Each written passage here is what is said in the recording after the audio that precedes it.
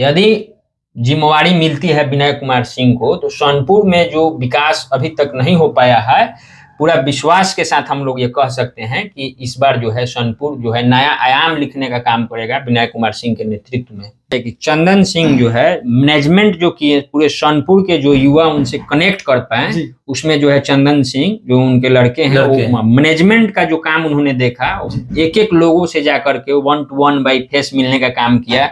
और जो लोग पार्टी से कुछ नाराज थे कि 2 बार से लगातार हार रहे थे, इनको टिकट बदला जाए, उन लोगों से बैठ करके उन्होंने बात किया, चाहे युवा चेहरा पंकज सिंह हो, हेमनारायण सिंह हो, और जो सभी लोगों से मिल करके उन्होंने जिस तरीके से अपना मैनेजमेंट दिखाया, संगठन के लोगों को जोड़े रखा अंत तक, उसका परिणाम भी है।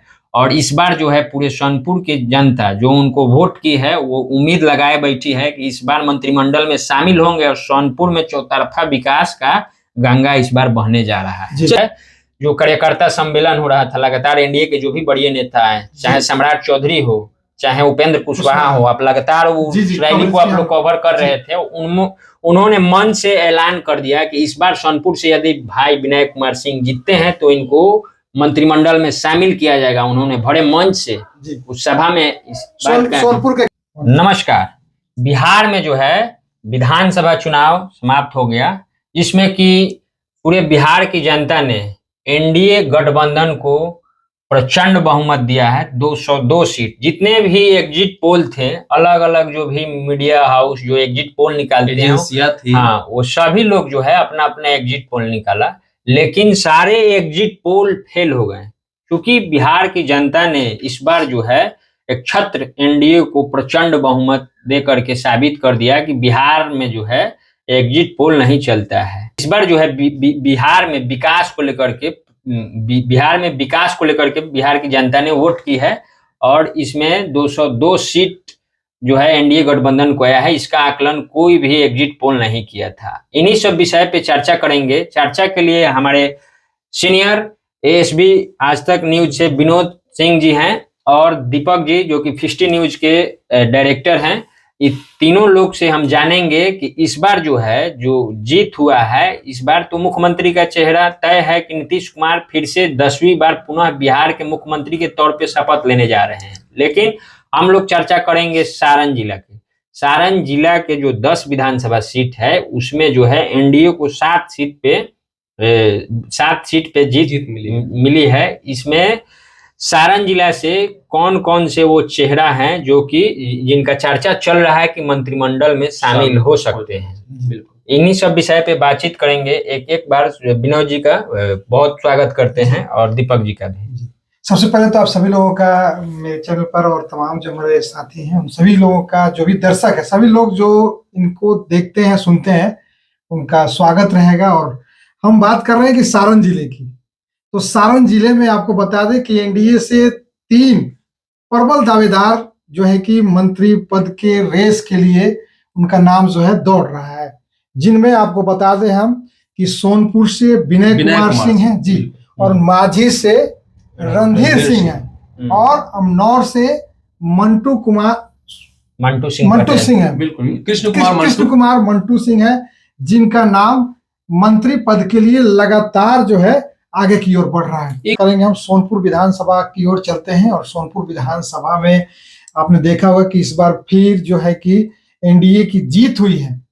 और आपको बता दें कि जो विनय कुमार सिंह जीत कर आए हैं, उनके विषय में हम बता रहे हैं कि वो भी मंत्री पद की जो रेस है उनमें वो भी आगे चल रहे हैं, क्योंकि लगातार पटना से यह खबर निकल कर आ रही है कि ये भी काफी प्रबल दावेदार माने जा रहे हैं। 3 नामों में छपरा से इनका भी नाम काफी तेजी से आगे चल रहा है। उसके पीछे क्या कारण है, क्या रीजन है, वो हमारे साथी दीपक जी बताएंगे। देखिए, सबसे पहले यदि हम बात करें तो सोनपुर एक ऐसा विधानसभा है जो कि कई मुख्यमंत्री दिए हैं जी। इसकी इतिहास यदि तुलना किया जाए तो इस सारण जिले में इसका तुलना किसी और विधानसभा से नहीं किया जा सकता है जी। हम बात करें विनय कुमार सिंह की जी, उनकी राजनीतिक जीवन का लगभग 25 साल से ज्यादा हो गया। उन्होंने पहली बार 2000 में चुनाव लड़ा था। उस समय वह एक अच्छे खासे वोट से राजकुमार राय को पटकनी दे दी थी। उस समय वह पहली बार सारण से यदि राजद के गढ़ को कोई तोड़ा था अवैध किला को उन्होंने भेदने का काम। तो वह विनय कुमार सिंह ही थे। यदि उस समय विनय कुमार सिंह नहीं होते तो आज भी यह जो क्षेत्र था यह भी एक प्रकार का गढ़ होता राजा के लिए, लालू प्रसाद यादव के लिए। पहली बार वहां हुआ, उसके बाद फिर से 2005 में उनको मौका नहीं मिला, फिर 10 में वह लड़े। और आपको याद होगा बखूबी की 10 में जो कि मुख्यमंत्री थी राबड़ी देवी, उनको पटखनी दे दी। उस समय समझिए क्या माहौल होगा जबकि किसी मुख्यमंत्री को हरा देना क्या इतना आसान था? उस समय जब यह चुन करके जाते हैं तो उस समय की बात ही कुछ और थी। लेकिन उसके बाद जैसे ही यदि हम बात करते हैं तो 2015 की बात करते हैं, 20 की शायद सफलता ना मिली, लेकिन उनका जो राजनीतिक कार्य है, उनका जो कार्य करने की क्षमता है, जो उनके प्रति लोगों की, सोनपुर विधानसभा वासियों की जो सोच थी वह आज भी अटूट है। यह अटूट के कारण ही रहा है कि 2025 में फिर से पार्टी उन पर विश्वास की और विश्वास का नतीजा रहा कि एक बार फिर से लगातार से 2 टर्म के विधायक रहे, आरजेडी टिकट से रामानुज जी को पटकनी दे दिए। यह एक बहुत बड़ी जीत कहा जाएगा। अभी तक वह अपने करियर में सोनपुर से तीसरी बार विधायक बने। इससे यह दावा है उनका, क्यों नहीं होगा। काफी लंबे अंतराल से सोनपुर विधानसभा से कोई मंत्री नहीं बने।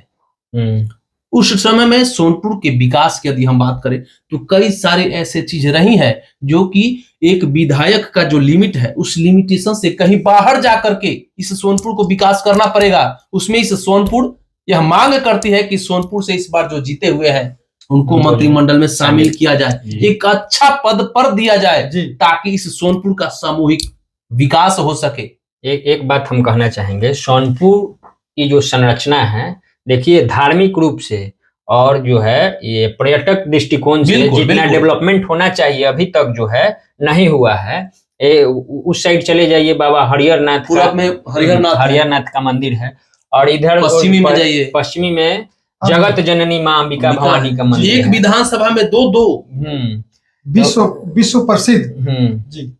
तो इस लिहाजे से यदि जिम्मेवारी मिलती है विनय कुमार सिंह को, तो सोनपुर में जो विकास अभी तक नहीं हो पाया है, पूरा विश्वास के साथ हम लोग ये कह सकते हैं कि इस बार जो है सोनपुर जो है नया आयाम लिखने का काम करेगा विनय कुमार सिंह के नेतृत्व में जी। इस लिहाजे से इनका दावा जो है इस बार जो है मंत्री बन रहे हैं। इस बात को आप नोट कर लीजिए कि भाजपा कोटे से विनय कुमार सिंह का जो है प्रभाव है, जिस तरीके से वो संगठन में समझ रखते हैं, लगातार 2000 से लेकर के 2025 तक उन्होंने जिस तरीके से पार्टी के लिए लगातार काम किया, अलग अलग पद पे रहे, बिल्कुल हारने के बाद भी वो क्षेत्र में बिल्कुल लगे रहे, जिनका परिणाम है कि वो 25 में पुनः जीत करके आए हैं। और इस बार जो है जो कार्यकर्ता सम्मेलन हो रहा था, लगातार एनडीए के जो भी बड़े नेता हैं, चाहे सम्राट चौधरी हो, चाहे उपेंद्र कुशवाहा हो, आप लगातार वो रैली को आप लोग कवर कर रहे थे, उन्होंने मन से ऐलान कर दिया कि इस बार सोनपुर से यदि भाई विनय कुमार सिंह जीतते हैं तो इनको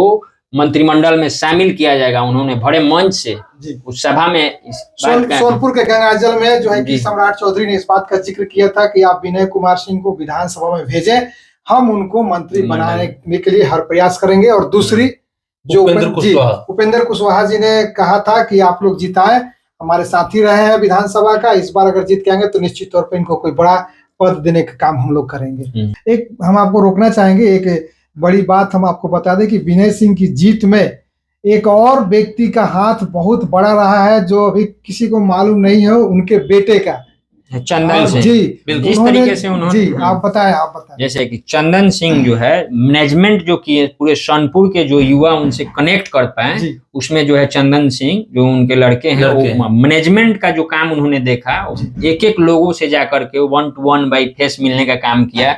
और जो लोग पार्टी से कुछ नाराज थे कि 2 बार से लगातार हार रहे थे, इनको टिकट बदला जाए, उन लोगों से बैठ करके उन्होंने बात किया, चाहे युवा चेहरा पंकज सिंह हो, हेमनारायण सिंह हो, और जो सभी लोगों से मिल करके उन्होंने जिस तरीके से अपना मैनेजमेंट दिखाया, संगठन के लोगों को जोड़े रखा अंत तक, उसका परिणाम भी है।